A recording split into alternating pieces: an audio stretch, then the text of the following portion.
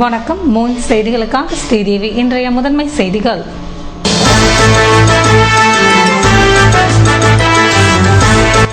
சொத்து குவிப்பு வழக்கில் ஜெயலலிதாவிற்கு ஜாமீன் மறுக்கப்பட்டதால் அதிமுகவினர் சோகம். பட்டாசு வெடித்து மகிழ்ந்தவர்களுக்கு அதிர்ச்சி.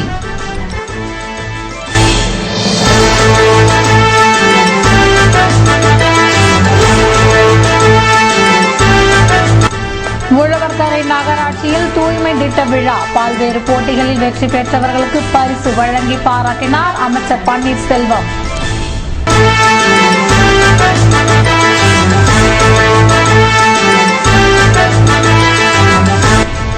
திருவள்ளுவர் சுப்பிரமணிய பாரதியார் பள்ளி மாணவிகள் நகர வீதிகளில் விழிப்புணர்வு பேரணி.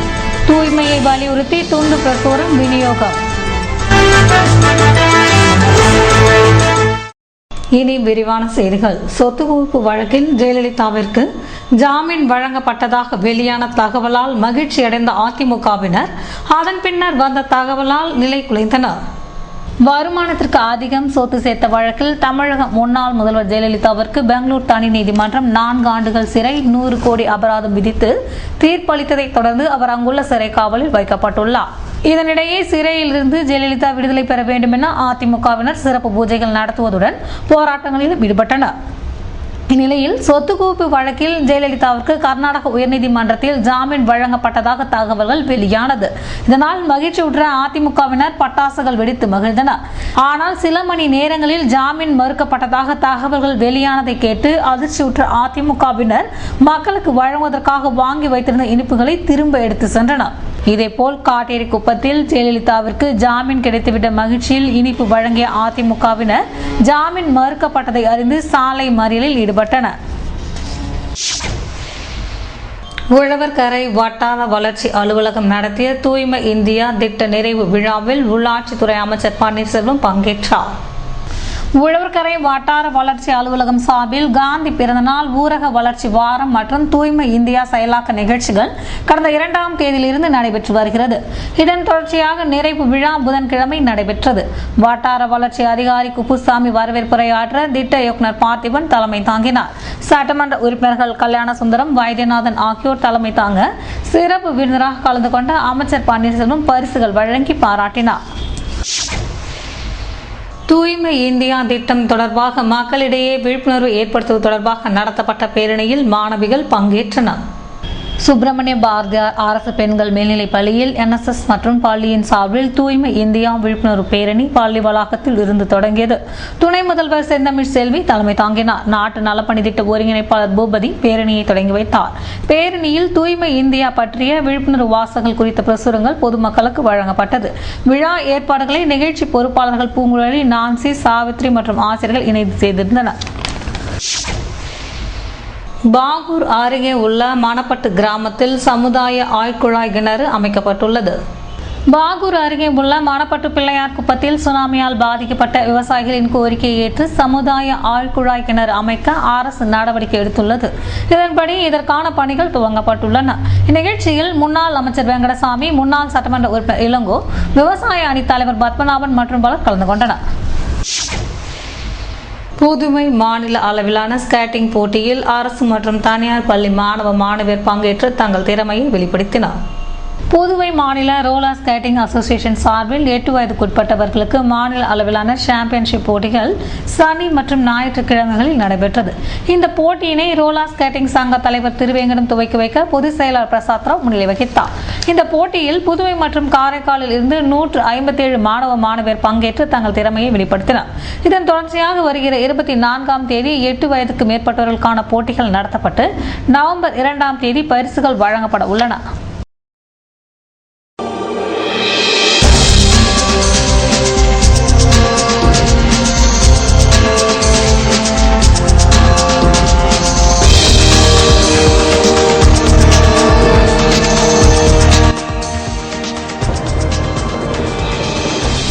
மிஷன் வீதி ஈஸ்வரன் கோவில் சந்திப்பில் மக்களை பதம் பார்க்க காத்திருக்கும் மரம் விரைவாக அகற்ற பொதுமக்கள் எதிர்பார்ப்பு.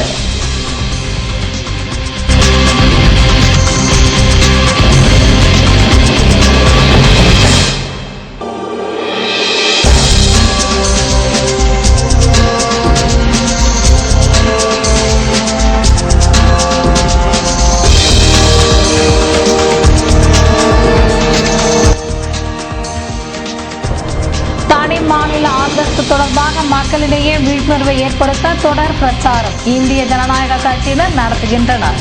விவரம் விளம்பர இடைவேளைக்கு பிறகு.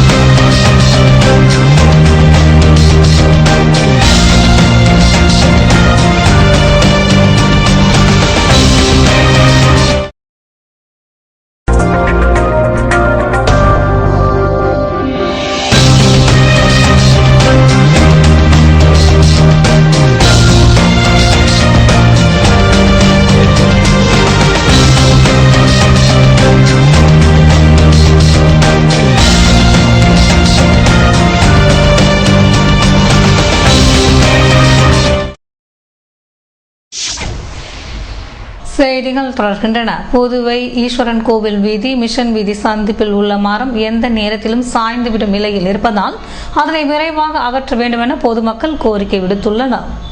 புதுவை மிஷன் வீதி ஈஸ்வரன் கோவில் வீதி சந்திப்பில் உள்ள மரம் எந்த நேரத்திலும் சாயக்கூடிய நிலையில் காணப்படுகிறது.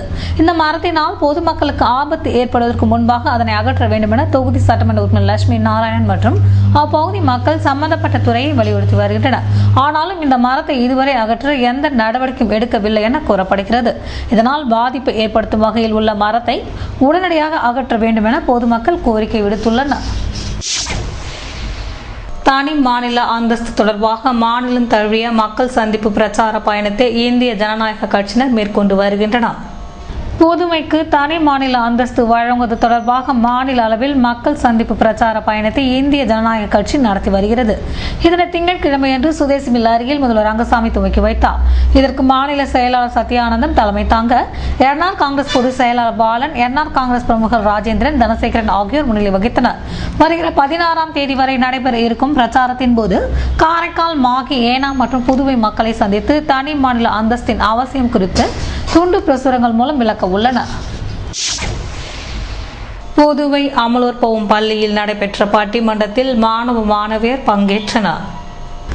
புதுவை அமலூர் பவும் மேல்நிலைப் பள்ளி 30ஆம் ஆண்டு நிறைவு விழாவை கலை மற்றும் அறிவியல் கண்காட்சியோடு கூடிய தொடர் விழாவாக கொண்டாடி வருகிறது. இதனைத் தொடர்ந்து மாலை 5 மணி அளவில் இசையும் கிராமிய நடனமாய் இனிமையோடு தொடங்கி அதனை அடுத்து 7ஆம் வகுப்பு முதல் 12ஆம் வகுப்பு வரையிலான மாணவர்கள் எதிர்கால தலைமுறை வினாக்குரிய வியப்புக்குரிய எனும் தலைப்பில் நிகழ்த்திய ஆடல் பறக்கும் சுவையான விவாத அரங்கம் பார்வையாளர்களை அசர செய்தது. அரங்கு நடுவராக அசோகன் தலைமையேற்று நடத்தினார். சிறப்பு அழைப்பாளராக கலந்து கொண்டு சுகி சிவம் சிறந்த பேச்சாளர் இருவரை அணிக்கு ஒருவராக தேர்வு செய்து சிறந்த பேச்சாளர் விருது வழங்கி சிறப்புரை வழங்கினார். மாநில கல்வி திட்ட இயக்குனர் கிருஷ்ணராஜு கலந்து கொண்டு விழாவினை சிறப்பித்தார். இப்படி கனவு காண இளைஞர்களோட வாழ்க்கையை எதிர்காலத்துல வியப்பா இருக்க போது கவர்மெண்ட் ரூல் என்ன சொல்லுதுன்னா, ஒரு மரத்தை வெட்டினா 10 மரத்தை நடணும்னு சொல்றாங்க. ஆனா நம்ம என்ன பண்றோம்? 10 மரத்தை நடுறோம், ஆனா 100 மரத்தை வெட்டுறோம். இதே மாதிரி நம்ம மரத்தை வெட்டிக்கிட்டே போனா ஒரு நாள் எதிர்காலத்துல டைனோசர் மாதிரி மனுஷங்களும் எக்ஸ்டிங்க்ட் ஸ்பீஷீஸ், அதாவது போட்டோல பார்த்துதான் மனுஷங்க அப்படி வாழ. அதனாலதான் சொல்றேன், எதிர்காலம் கண்டிப்பாக வினாகுறிதான். என்னைக்கு நிறைய நகை போட்டுக்கிட்டு நைட்டு 12 மணிக்கு தனியா ரோட்ல நடந்து போய் பத்திரமா திரும்புறா, தப்பான தொழிலுக்காக கடத்தப்படுறா. இதான் நம்மளுக்கு எல்லாம் வியப்பா இருக்கா? ஒரு குழந்தை பிறந்த உடனே அந்த குழந்தைய ஸ்கூல்ல சேர்க்கணும், அட்மிஷன் பண்ணணும்னு பெற்றோர்களுக்கு பல ஆசைகள் இருக்கும். ஆனா இப்ப இருக்கிற பெற்றோர்கள் எப்படி தெரியுமா? குழந்தைய தூக்கின உடனே வெங்கட்ராமகிருஷ்ணன் நீ டாக்டர் தான், நீ இன்ஜினியர் தான் அவங்களே முடிவு பண்ணி தங்களோட பிள்ளைகளோட வாழ்க்கையை அவங்களே கேள்விக்குறியாகிறாங்க. புதுவை அருகே உள்ள கிருமாம்பாக்கத்தில் தூய்மையான இந்தியா திட்ட விழிப்புணர்வு பேரணியை அமைச்சர் ராஜவேலு துவக்கி வைத்தார். புதுவை கிருமாம்பாக்கம் அம்பேத்கர் அரசு மேல்நிலைப் பள்ளியில் தூய்மை இந்தியா திட்ட விழிப்புணர்வு பேரணி புதன்கிழமை நடைபெற்றது. பள்ளி தலைமை ஆசிரியர் ராதாகிருஷ்ணன் வரவேற்புரையாற்ற துணை முதல்வர் ஜெயராமன் முன்னிலை வகித்தார். சிறப்பு விருந்தினராக கலந்து கொண்ட அமைச்சர் ராஜவேலு விழிப்புணர்வு பேரணியை துவக்கி வைக்க இதில் பள்ளி மாணவ மாணவிகள் கலந்து கொண்டனர். ஊழலை கண்டித்து புதுவையில் விழிப்புணர்வு இயக்கத்தினர் ஆர்ப்பாட்டத்தில் ஈடுபட்டனர். அகில இந்திய ஊழல் தடுப்பு விழிப்புணர்வு இயக்கம் சார்பில் ஊழலை எதிர்த்து கண்டன ஆர்ப்பாட்டம் நடைபெற்றது. அண்ணா சிலை அருகில் நடைபெற்ற ஆர்ப்பாட்டத்தில் இயக்க தலைவர் சுரேஷ் தலைமை தாங்கி கோஷங்கள் எழுப்பினார். இதில் இயக்க நிர்வாகிகள் மற்றும் உறுப்பினர்கள் கலந்து கொண்டனர். இதேபோல் ஜம்மு காஷ்மீரில் இயற்கை பேரழிவால் பாதிக்கப்பட்ட மக்களுக்கு உதவிட புதுவையில் இந்திய கம்யூனிஸ்ட் கட்சியினர் நிதி திரட்டினர்.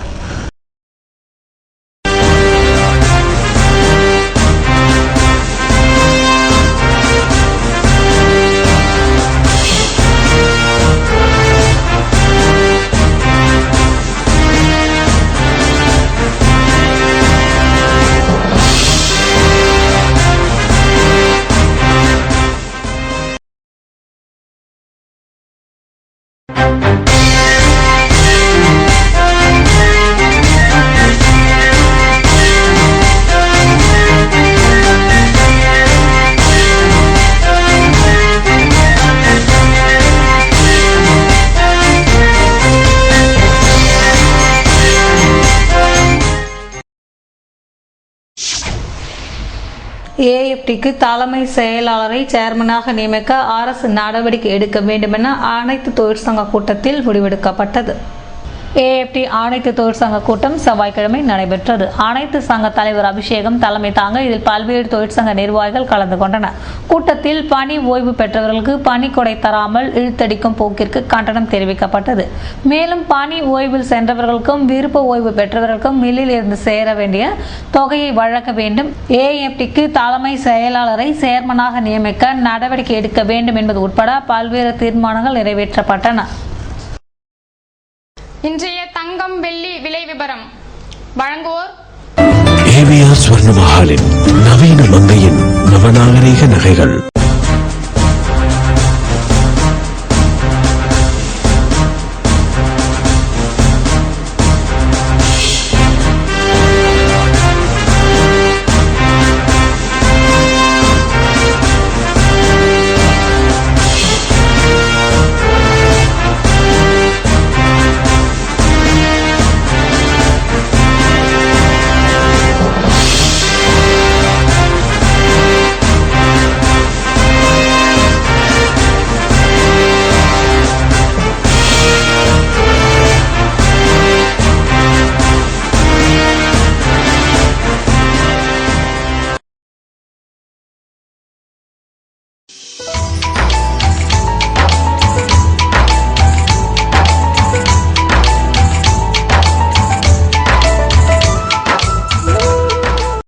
புதுவையில் இன்றைய வெப்பநிலை அதிகபட்சமாக 30 டிகிரி செல்சியஸாக பதிவானது.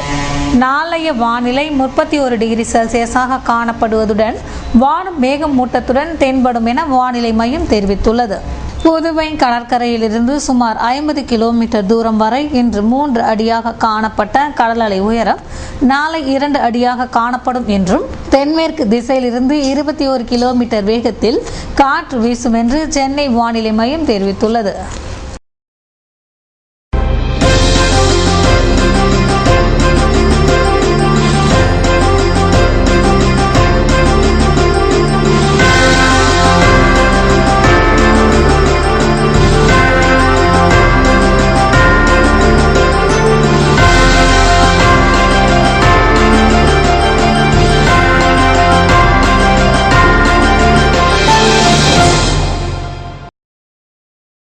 மீண்டும் இன்றைய முதன்மை செய்திகள்.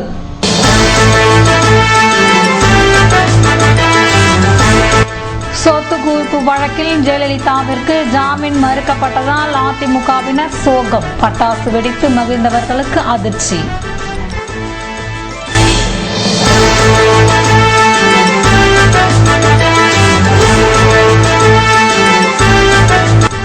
உழவர்கரை நகராட்சியில் தூய்மை திட்ட விழா, பல்வேறு போட்டிகளில் வெற்றி பெற்றவர்களுக்கு பரிசு வழங்கி பாராட்டினார் அமைச்சர் பன்னீர்செல்வம்.